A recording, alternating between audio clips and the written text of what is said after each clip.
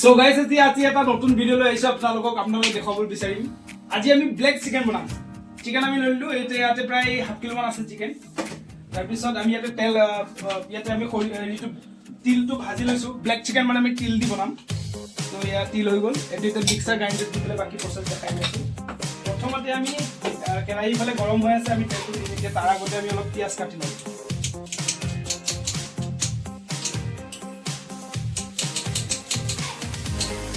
আমি আগে পিয়াজটো কাটি পেলাই এতিয়া আমি তেল যেহেতু কেৰাহীটো গৰম হৈ গৈছে অলপ আমি তেল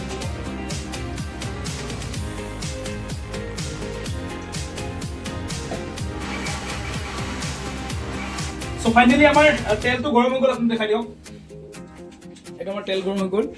তো ইয়াতে আমি প্ৰথমতে কেইটামান আমি জিৰা দিম। জিৰা এই কাৰণে দিম, আমাৰ পাউডাৰ জিৰাটো বৰ্তমান কম আছে, মানে আমাৰ শেষ হৈছে, পাহৰি গৈছে আৰু মানে এটা 4টা জিৰা দি দিলোঁ।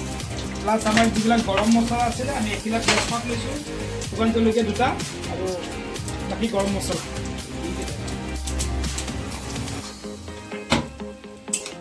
তো আমাৰ গৰম মছলা ফাইনেলি আমাৰ ভাজা কমপ্লিট। আচ্ছা, আমি এতিয়া নেক্সট ষ্টেপ আমাৰ পিঁয়াজ দি দিম। এতিয়া আমি পিঁয়াজ তো আমাৰ ফাইনেলি আমাৰ পিঁয়াজখিনি ভজা হৈ গ'ল, আমাৰ গল্ডেন ব্ৰাউন কালাৰ আহি গৈছে।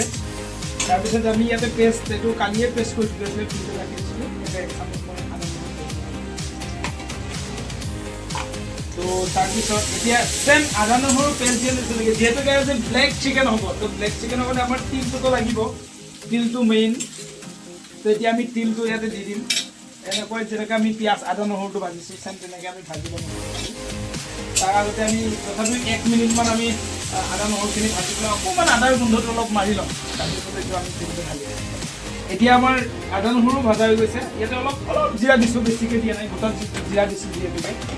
তাৰপিছত ইয়াতে অলপ আমি ধনিয়া দি দিম, অলপ ধনিয়া অলপ দিছোঁ, মছলা অলপ কমাই দিছোঁ। তাৰপিছত ইয়াতে আমি হালধি দি দিম।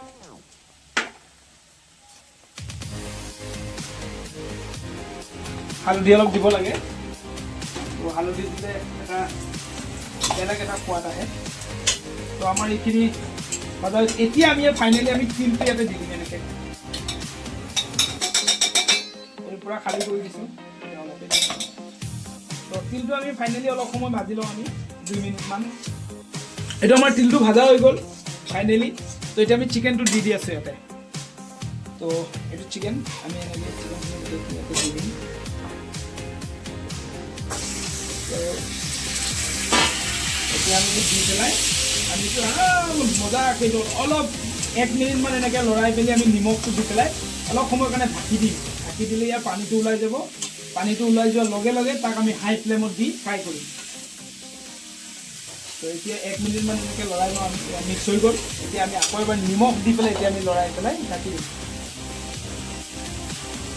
আমাৰ খোৱা স্বাদ অনুযায়ী নিমখ আপুনি দি দিব।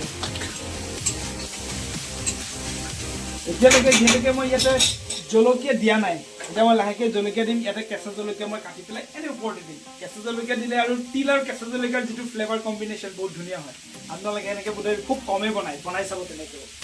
জলকীয়াটো আগতে ভাজি লোৱাতকৈ কিছুমান চব্জিৰ পিছত আপুনি কাটি পেলাই জলকীয়া